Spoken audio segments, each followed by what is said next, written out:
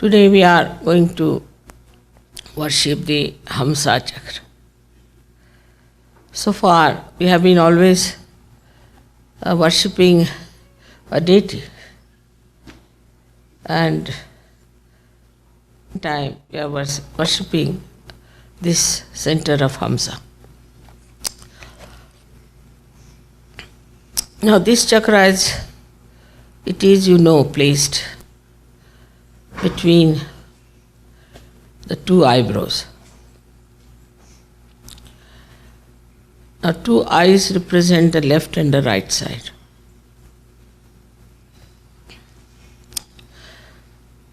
So this center is very much guided by our eyes, by our ears, by our nose, tongue, teeth, throat. Is a very important center because the Vishuddhi, which has to look after 16 petals, which look after all these ear, nose, throat, different organs within us. Also, it has to communicate with the Virat. So it has to pass through this center of Hamsa Chakra.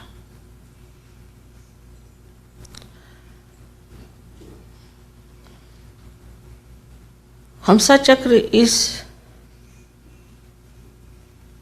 the very pivotal center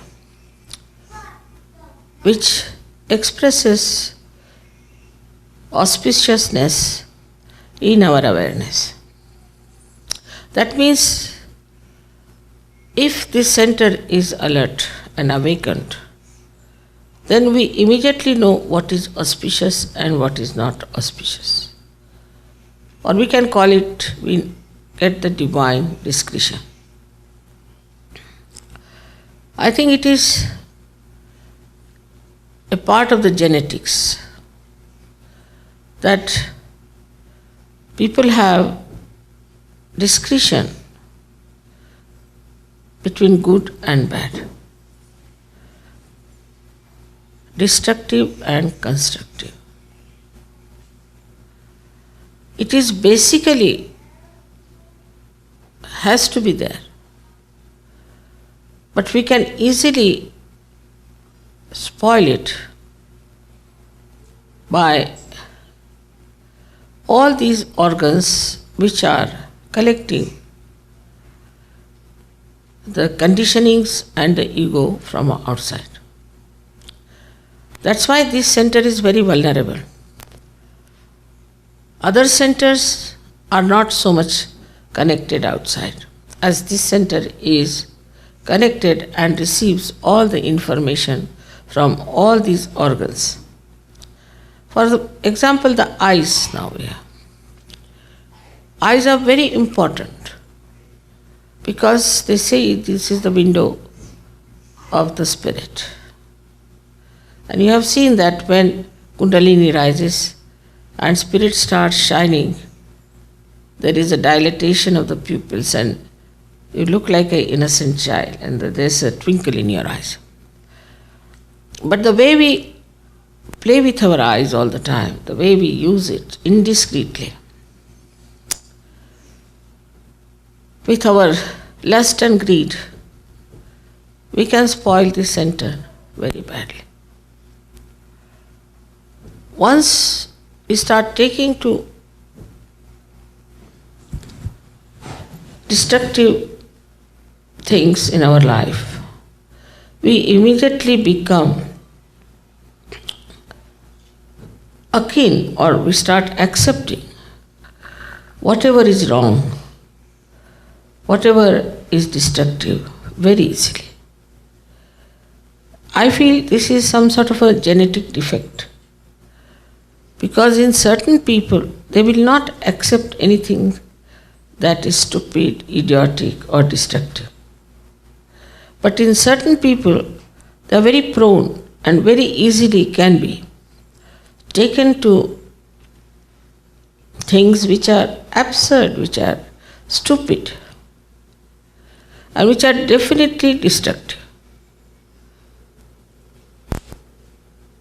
This can become a very collective acceptance also. And once it becomes a collective acceptance, it starts penetrating throughout. It does not only have the effect of absorption, but also it has an effect of affecting other things. Say a person whose eyes are what we call flirtish or roving eyes. Such a person, if he goes to one group of people who do not know what flirting is, who do not know what roving eyes is, very steady eyes, he can influence those people and can make some of them of the same kind. So what happens really is this, that this is a very good door for all kinds of bhoots to enter, entities to enter. And when you start projecting it back, the same bhoots can pass into another person and can create the same kind of vacuum or same kind of vulnerability in the Hamsa chakra of other people. So that's why eyes have to be very, very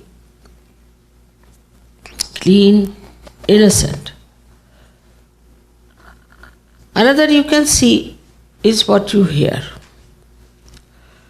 Some people, if they hear something nonsensical, they'll just put their hands to their ears. They don't want to hear anymore. But there are some people who like it and go on enjoying it.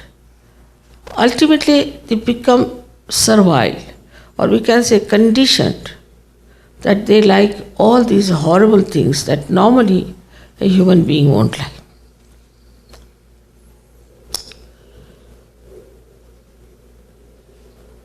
Now also you must have seen that people who, like French people, I think they have no discretion of smell. They smell so awful, but they eat all rotten food, rotten cheese, absolutely rotten wines, but they never smell it. Anybody in their company can smell it, even their hands smell of their rotten cheese. You can't just smell it. But they have lost the power. In the same way, in our country, we have a caste called sweepers who do all the cleaning of dirty things with their hands. They have no sense of smell. They have lost the sense of smell. The nose has lost that smell sense. They cannot smell anything dirty.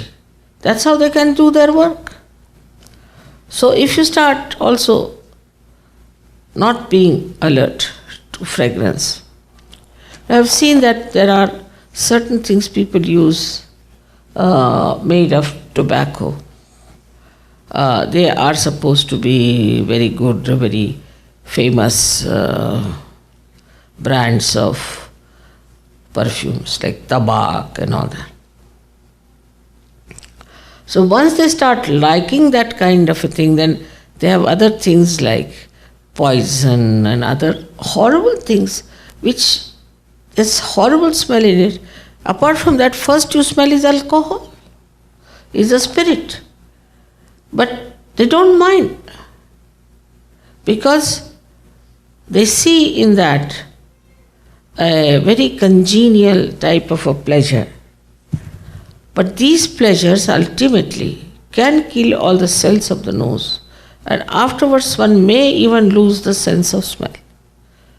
One of the joy-giving organ is the sense of smell. When the Kundalini rises in many people, they get a fragrance of many things. Some people get of gugul, or sometimes they get of fragrance of sandalwood or something, which is a very natural essence of flowers or maybe of some woods. But these unnaturally made things which are actually destructive to your cells of smelling, that is what they start using. And once you start using these kind of things, then what happens that you don't feel any bad smell anywhere, like animals. But so many animals can smell, if not, they don't call it bad or good, but they can smell. Even that sensitivity of good and bad smell we human beings have got is lost. So whatever is our ascent as human beings, at what a level we have gone, start completely disappearing gradually, one by one. Then same with the throat. If the throat is using bad languages and is being used for abusing people, showing temper on people, or anything of aggression, or sometimes people take things which can also spoil the throat by their destructive qualities, like alcohol, especially the smoking. If you smoke, then the throat gets vulnerable and the sweetness of your voice is lost. Then they speak with a hoarse voice. But this is all external. It starts becoming external. Mouth smells with that. And also the teeth react to all such things which we take without discretion about it.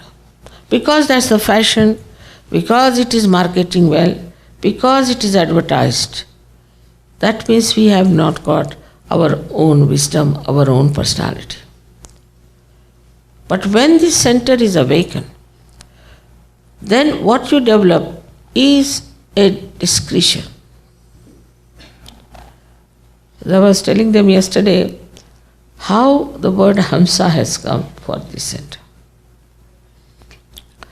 Because there's a Sanskrit very beautiful couplet which says that a swan is white and a crane is a white bird.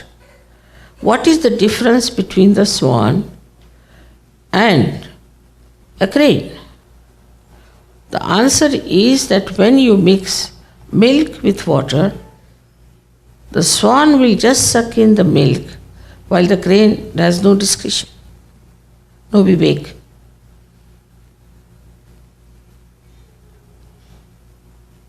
This discretionary power, once we start losing,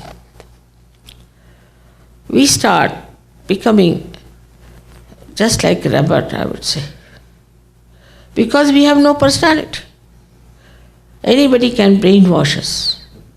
And the more they tell us about our discretion, we listen to them. That explains why people, so many thousands of people, go to all these false gurus. Thousands of people, why did they take to homosexuality and got into AIDS? Why thousands of people have taken to drugs?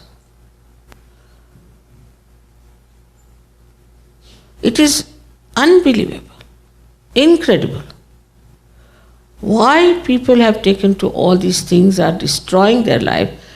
They see a man going into the pub, coming out and falling down on the ground with all his purse being emptied. But they go with the purse, see that they have sufficient money to go inside the pub, again come out to fall down on the street. Whatever idiotic or nonsensical other people are doing, when you see they are idiotic, you pay money to become idiotic. One pays money to destroy oneself. Go out of the way. It is so unnatural For anyone, I mean even a dog or a cat or any animal knows where is the danger is. They can smell the danger.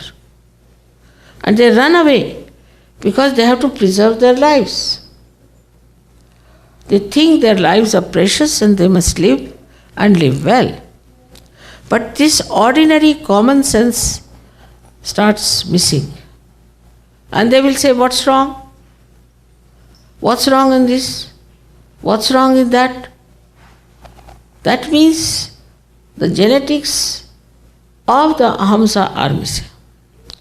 Now you should see there is no deity on the Hamsa chakra. But it is the formless energy of so many organs which are looked after by Buddha, Mahavira, Christ, Sri Krishna. 4 of them managed by Sri Ganesha. So these genetics are put by Sri Ganesha because he is the source of wisdom. So first, once they spoil their Muladhara, the wisdom is finished. Basis, the fundamentals are finished. That's why immoral life is very detrimental to our life because we lose our discretion. The discretion is lost. Then if you can awaken Sri Ganesha in the Hamsa chakra,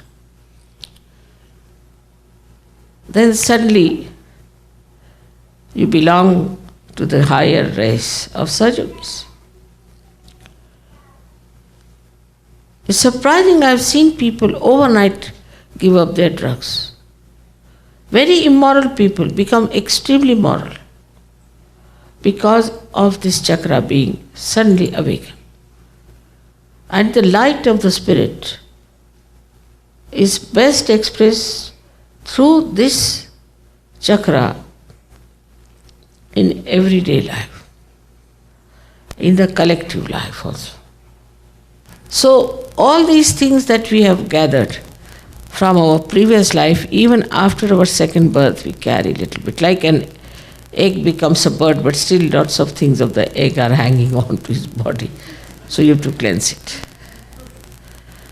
So at this point, when you have got your realization, the first discussion should be, how am I going to achieve that state of spirit, the pure spirit?